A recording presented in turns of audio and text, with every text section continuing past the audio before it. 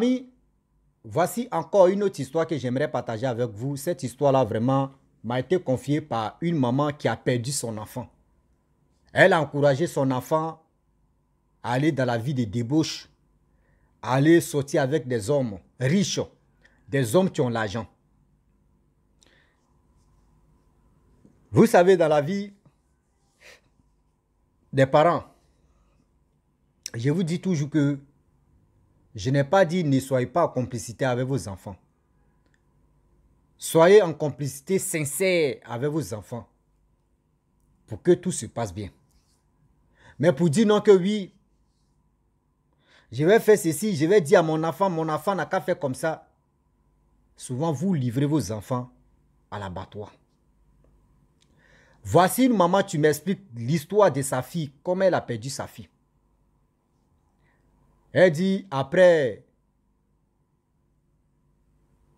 l'accouchement, 10 ans plus tard, parce qu'elle a eu son enfant à l'âge de 18 ans.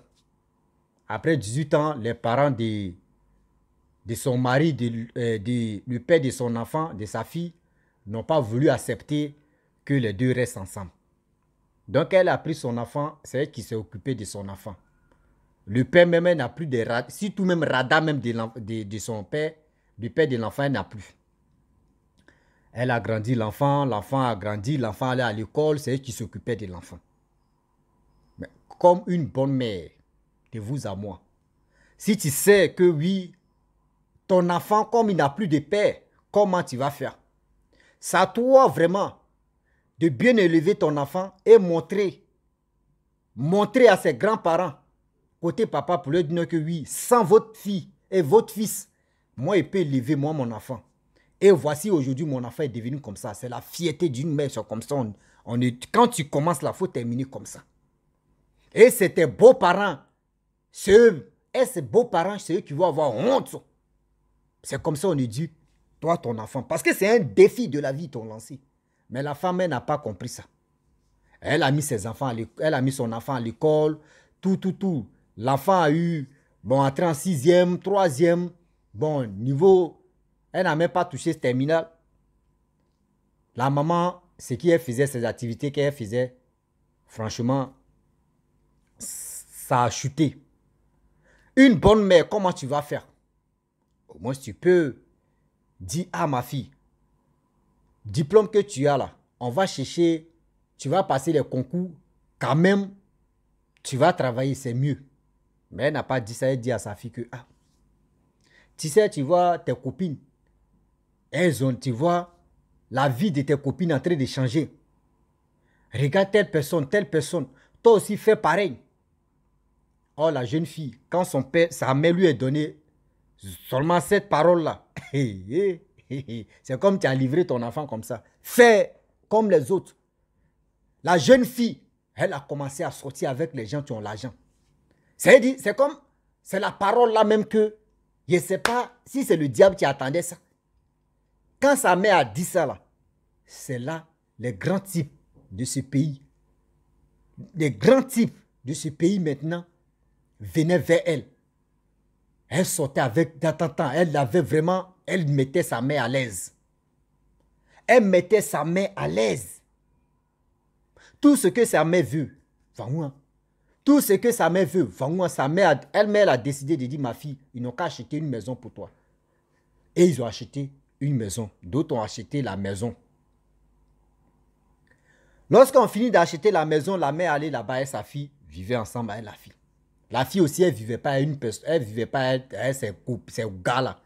Elle vivait avec sa maman. Sa mère l'encourageait encore. Je vais faire une entreprise, je vais faire ceci. Sa fille peut-être partait chercher l'argent, venait donner sa maman. Maman aussi, elle a commencé à faire son commerce. Commerce là a commencé à marcher. Il faut dire à ta fille, c'est bon, il faut t'attacher à une seule personne. Non. Elle ne dit pas ça. La fille continue. Dans le quartier où sa fille a eu, où ils ont acheté la maison de sa fille. Merde, tu vois, voici quartier tu es là. Il dit, chaque jour, c'est les voitures qui viennent là-bas, vite teintées, voitures. Les grosses voitures, chaque soir, souvent la journée, les grosses voitures. Ceux mecs qui sont au quartier, mais ils sont étonnés. Mais celle-là, elle n'est pas mariée. C'est-à-dire, la fille ou maman ou sont pas mariés. Mais c'est les hommes seulement. C'est-à-dire, c'est les voitures qui viennent. Mais qu'est-ce qui se passe? Donc, les gens se sont posé la question pour dire non, que, soit la fille ou la maman sort avec un homme d'affaires vraiment où vraiment les papas n'aiment pas se montrer. Il vit ailleurs, il vient de temps en temps. Ceux qui sont au village et ceux qui sont au quartier, ils ont mis ça dans les têtes là-bas que la fille, son père est bien placé. Il vient de temps en temps ici. Il dit, c'est pas ça. C'est la fille en question, ce sont ces gars qui, c'est-à-dire qui défilent là, eux ils défilent matin, midi, soir. La femme, elle était aux anges. Son commerce, vraiment ses activités marchaient. Il faut dire à ta fille, il faut arrêter. Non, tu continues. Elle aussi, elle continue. Un jour, la fille dit, elle va faire les 100 pas à pied. Elle est véhiculée. Elle dit, elle va faire 100 pas à pied. C'est dans 100 pas à pied, il y avait une grosse voiture.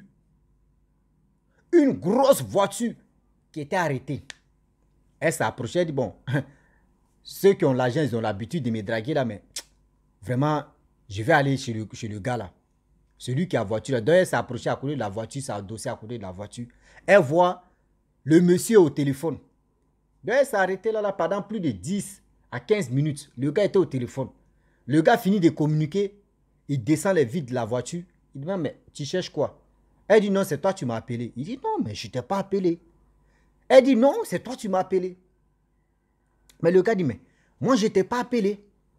Il dit, non, elle dit, c'est toi, tu m'as appelé. Le gars dit, bon, d'accord, sans hésiter, sans aussi aller trop loin. Il dit, bon, d'accord, monte. Elle monte dans la voiture. Toi, tu ne connais pas quelqu'un, tu montes dans la voiture. Elle monte dans la voiture d'un inconnu. Je crois que oui, le gars l'a appelé. Parce qu'elle vit dans la vie de luxe. Elle vit dans la vie de ceux qui ont l'argent. Elle croise des personnes comme ça. Dès 10 heures, ils étaient dans la voiture. Aller au restaurant, manger, tourner, aller se balader. À partir de 18 heures, 19 heures par là, le monsieur dit, vraiment, on a tourné toute la journée, on a tourné. Tu veux quoi? Tu veux faire quoi dans ta vie? Elle dit non, qu'elle veut faire ses activités. Il dit quelle activité? Elle dit non, elle veut faire ses activités. Il dit bon d'accord. Tu as besoin de combien? Elle dit j'ai besoin de vraiment 10 millions. Il dit tu as besoin de 10 millions? Ok, il n'y a pas de problème. Bon, c'est toi, tu m'as braqué là parce que toute la journée, moi, je ne t'ai pas appelé. C'est toi, tu dis je t'ai appelé, mais quand même, on a bien passé la journée ensemble. Bon, tu veux les 10 millions? On va aller vraiment dans mon bureau et je vais te donner. Elle dit, ok, il n'y a pas de problème. Mais tu me donnes quoi en retour? Elle dit, aïe, je te donne quoi en retour? Il dit, non, mais je vais te donner 10 millions. C'est aujourd'hui, on s'est vu. Et je t'ai demandé, tu veux faire quoi? Et puis tu dis, tu veux 10 millions comme ça.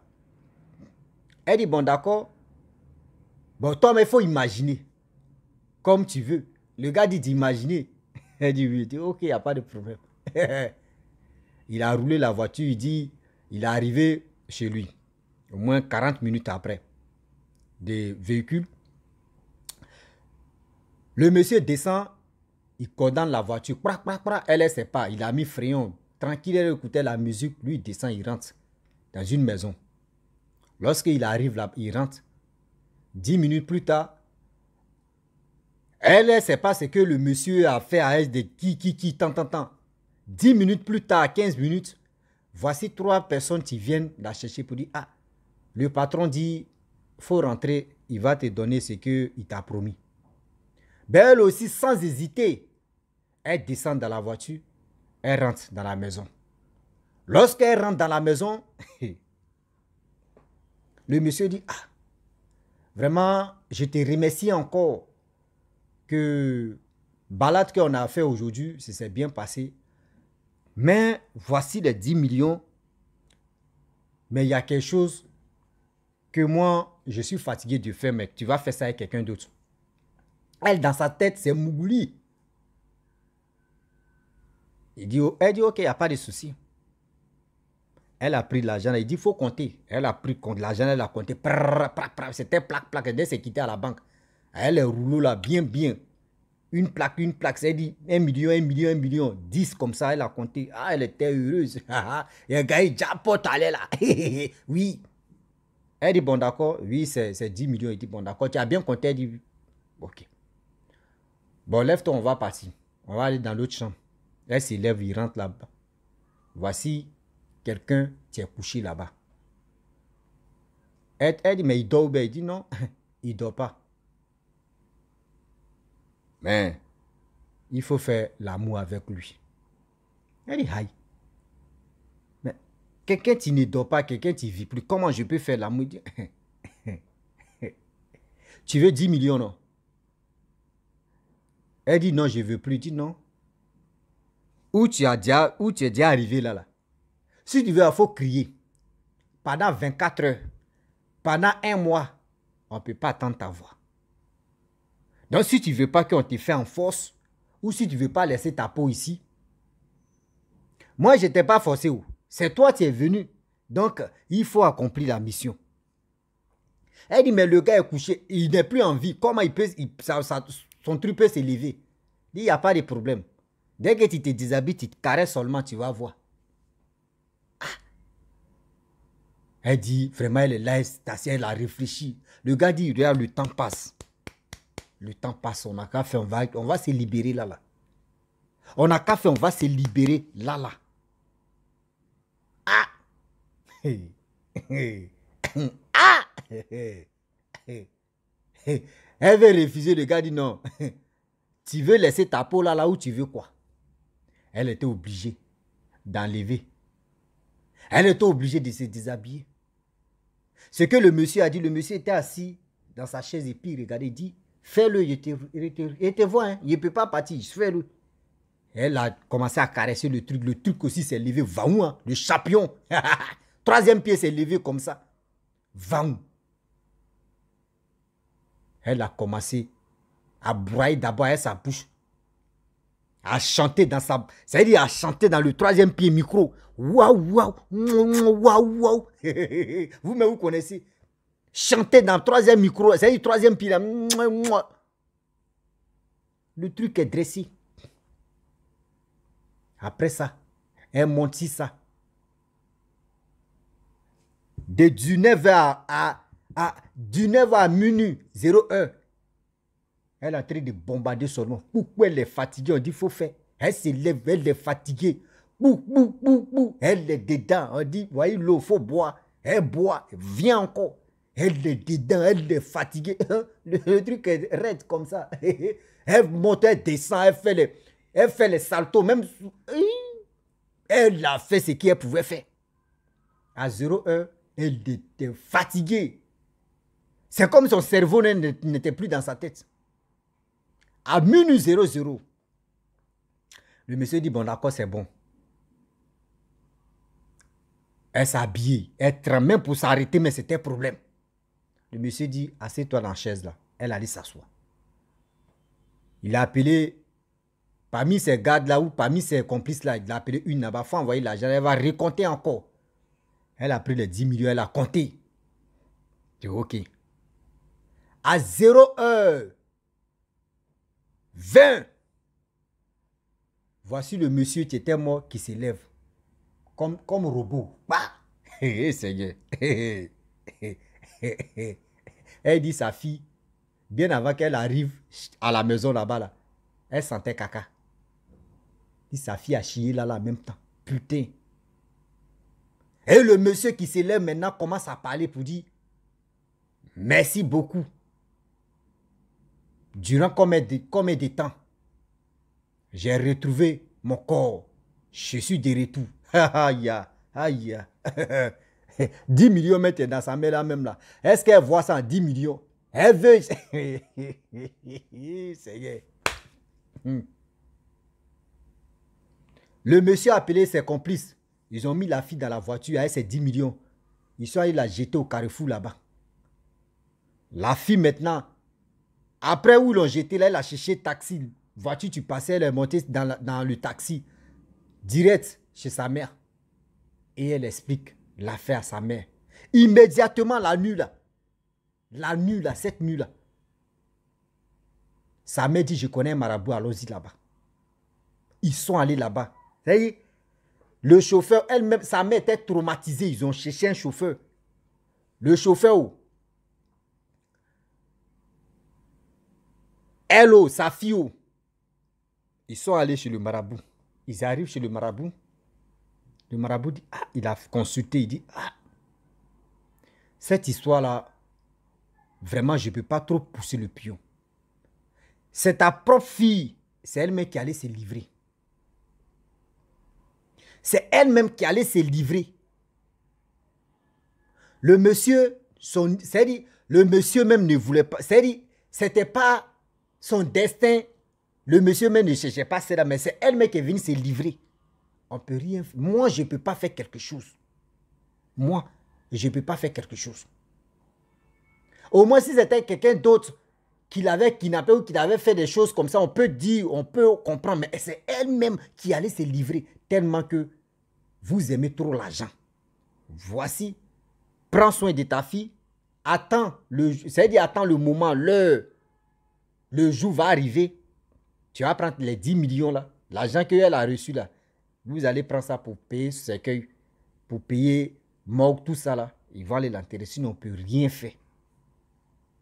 Sinon, on ne peut rien faire. La mère a commencé à pleurer. Elle-même a commencé à pleurer. Où elle était au dé de caca, tout ça, là, panique dans ça. Le chauffeur même qui est venu les accompagner, mais lui-même, il est bouche bée comme ça. Seigneur. Lui-même, il est comme ça. Il dit, hein? Quand ici, chauffeur de la maman même, voici ce qui se passe. Et le marabout dit non que oui, ta fille, elle a trop exagéré. Toi, la mère, c'est toi-même, tu l'as encouragée. Comment tu peux dire à ta fille qu'elle n'a qu'à aller chercher des hommes qui ont l'argent? Voici les hommes qui ont l'argent. Ils ont payé maison.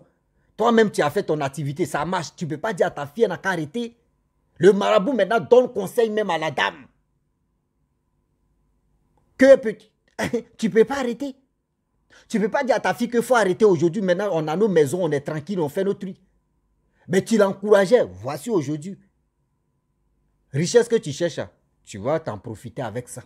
Et toi seul. Regarde comment tu as livré ta fille. Regarde comment tu as livré ta fille. S'il vous plaît, sortez de ma maison. Sortez de mon temple. Sortez là. Les trois, le chauffeur ou la femme et son enfant sont retournés. 2 jours plus tard, la femme, surtout la jeune fille meurt. On a envoyé son corps à la mort, fait ceci, fait cela. Ils l'ont enterré.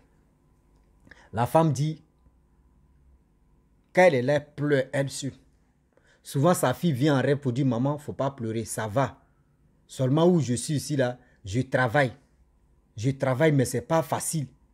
Ici, là, vraiment, je suis fatigué, mais quand même, il ne faut pas pleurer. Parce que quand tu pleures comme ça, quand je suis là-bas, là, je ne suis pas tranquille. Mais quand même, je travaille ici, maman. Il ne faut pas pleurer. Ce que tu es ici, toi, il faut faire ce que tu peux faire. Il faut te nourrir. Il ne faut pas tu as pleurer. Elle dit à chaque fois. Et là, sa fille venait en rêve. Pendant 1 an, elle n'a pas tenu. Elle a expliqué ça à sa soeur. Et sa soeur a dit, allons-y à l'église. Et ils sont allés à l'église. C'est là l'homme de Dieu a dit, non que, mais, madame, tu as mal fait.